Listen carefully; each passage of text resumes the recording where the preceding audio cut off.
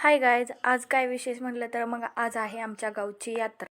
मी आवरून घेतलं सर्व आणि मम्मीला गेली मदत करायला. आणि मम्मी म्हणली काय तू घे पुरण परतून, तोपर्यंत मी कणिक मळते. आणि ते म्हणतात ना, दुष्काळात 13वा महिना, तसंच काहीतरी झालं. मी गेले गॅसच्या शेजारी आणि गॅसच संपला. मग मम्मी आली दुसरा सिलेंडर घेऊन आणि पटकन तिनं गॅस जोडून दिला. आणि मी घेतलं पुरण परतून आणि पुरण बारीक करून. घरात तर काय पुरण यंत्र नव्हतं म्हणून काहीतरी जुगाड करावं म्हटलं.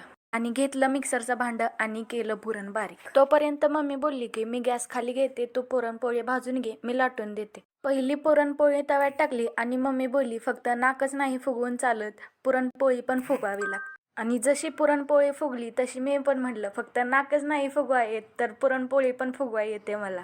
आता यात्रा आहे म्हणल्यावर गोळा न खाता चालेल का? आणि थांबवला गाडा आणि घेतला आईस्क्रीम काकीला. आणि 4 वाजले आणि आमच्या गावी अशी पद्धत आहे, पुरणपोळ्या दिवशी आंबील घागरी नेणे म्हणजेच देवाला आंबील घागरे वाहणे. ही वर्षानुवर्ष चालणारी प्रथा आहे. तुमच्याकडे पण आहे का वर्षानुवर्ष चालणारी ही प्रथा?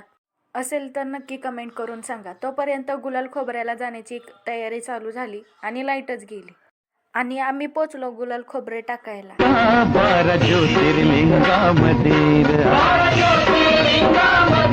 तुझ्या चरणात तीर्थ माय पंचगंगा नदीर.